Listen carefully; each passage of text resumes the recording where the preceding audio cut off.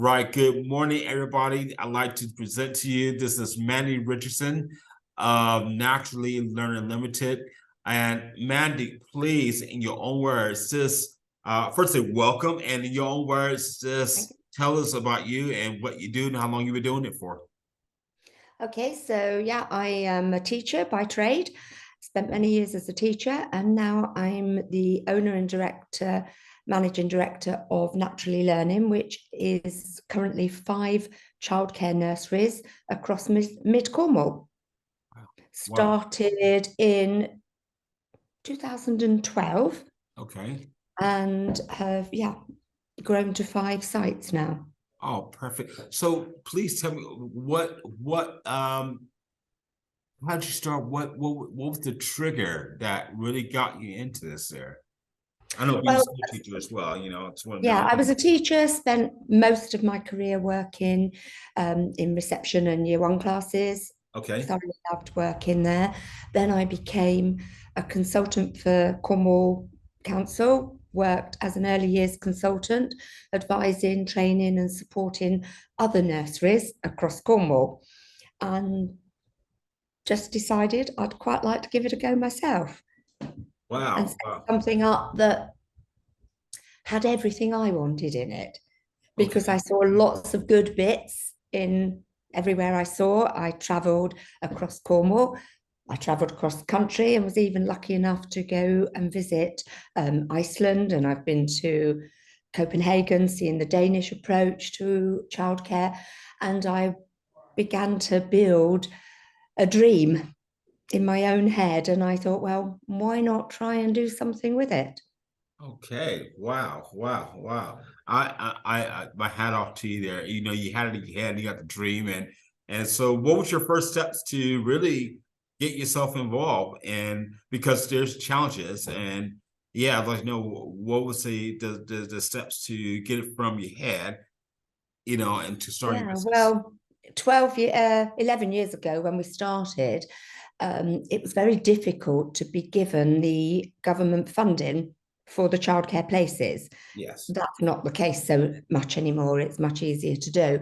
But at that time, there wasn't government funding available unless you were an existing nursery. So the only way I could get into it at the time was to buy an existing nursery.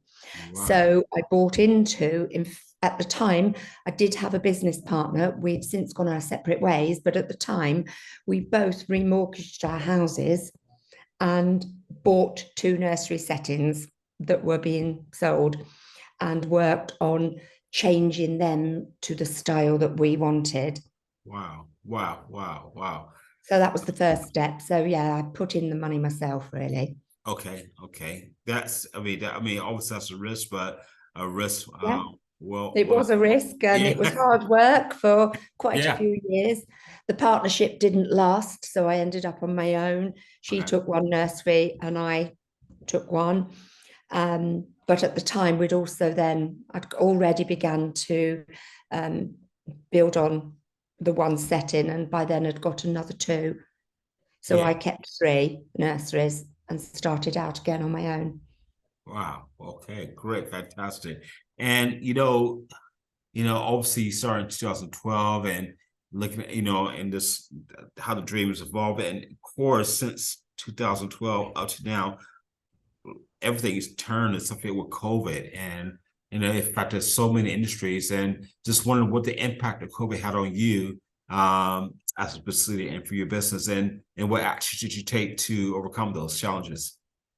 Yeah, obviously for everybody it was a complete panic when we got the news that everywhere was going into lockdown and everywhere had to shut down. Yeah. We were in the position where we had to make a decision whether we were going to stay open for key workers.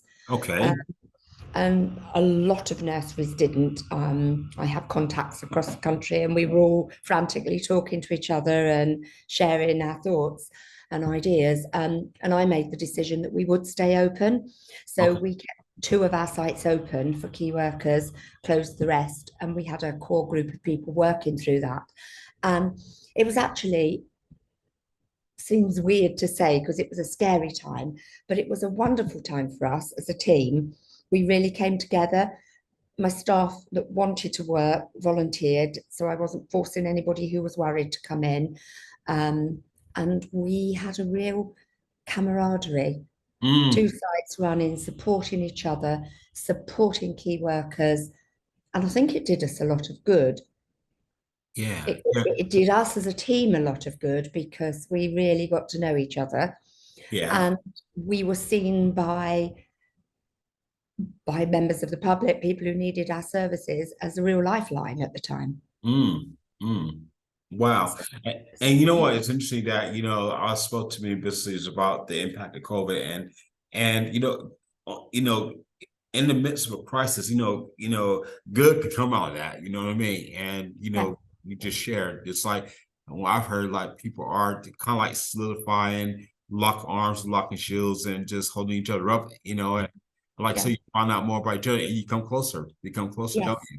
Yeah. Yeah, we did. And we kept those staff that couldn't work because a lot of them were vulnerable themselves or had Mhm. vulnerable family members. They obviously didn't want to come in. But we kept going as a team. We would have meetings, online meetings became the thing, and we would have regular catch ups with the whole staff team. So nobody felt excluded from it. And we stayed together and we ran wellbeing evenings. We had online yoga for the staff. We had quiz nights. We just had chat nights to Yeah. keep everybody going. And it was a special time. I don't want to go back to it, but it No. was a special time. Yeah, I'm Um, sure. mm. Yeah. And Oh, we did anybody come will. through it. We came through it with renewed vigor, and having all the staff back when we began to gradually open, Yeah. having people back was a really special feeling. Um, yes, and it really has bonded us as a team. Mm, And yeah, it was good. And correct. we haven't lost any of our momentum. We continue to grow. We actually opened a new nursery in the middle of lockdown. Hey. Yeah, which was a bit bizarre. It was planned before lockdown, and we had to continue with it, and we continued building it. We got a small team of builders in to get it ready. Um, there it was, ready to open as soon as they lifted lockdown. Wow. Oh, wow. Um, and with that being said, everyone's back together now, and I would ask you, I guess now, what are you would say your main challenges that you're facing now, as a business leader?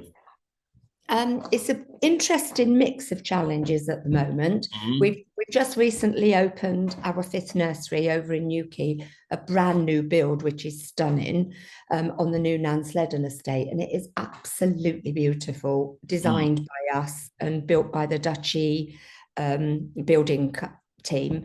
yes. We have now got to the situation where we have got so many children wanting to come in. There seems to be a lot of children around, Mm, and we haven't always got the space for everybody yeah. because we're full and we have waiting lists. It's also difficult to get staff at the moment. There's a real staffing crisis across the whole sector. There are in many sectors, but particularly in our sector at the moment. Yeah. And that's nationally, not just here. Um, and of course, the government funding is constantly a challenge to us because the government funding is never the same level as what we would normally charge for a child. So there's always a bit of a shortfall Yeah. between what the government give us for what they consider free places. They're not really free, they're going some way towards paying our bills. So we have to manage that. So that's always a bit of a juggling act as well. Yeah, I see. And what if you learn about yourself? I mean, about yourself as a business owner, since you've been and been on your own. Um, my biggest learning point is that I need to ask for help. I Mm, came into this as an amazing teacher.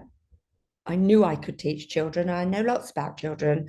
yes. I'm a master's graduate in working with children. I knew absolutely nothing about running a business. Mm, So I had to reach out to people to give me the skills that I didn't have. okay. So I listened to people and I learned to understand my numbers.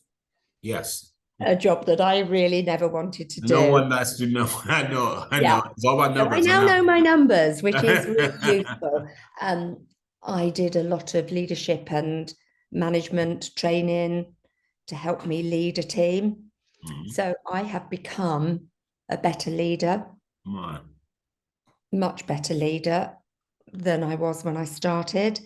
And I also learned to get the right people around me. So I now have a team of people who deal with the bits of the business that are not my strength, let's say. Yes. And I can focus on the bits I do like doing and I'm good at doing, and have other people who I trust to do the bits I can't. Yes. And Yes. work together as a team. And that's how we've grown. Come on. Well, I'll ask you this question. I mean, what advice would you give to a 18-year-old who wants to start their own business? I would say always follow your dream. Okay. Because I've never been happier. But make sure you do it with more knowledge than I had when I started. Yes. Yes. Go Yeah. and get the advice, go and get the support. I think the worrying thing is when you're starting up and your money is limited and you think, oh, it's not worth buying that advice in. I can't afford to buy that advice. My advice would be you can't afford not to buy that advice. Yeah. Yeah. Yeah. Well, that's great. And I would say to Mandy, I could speak to you all day about this, but I just want to say this really concludes the Business on Spotlight interview. And I will say thank you very much for this sharing your heart and sharing your passion and your learnings. And I'm sure all those who watch this will benefit from, from this and from what you said there. So I will say thank you very much. Thank you so much. You're so welcome.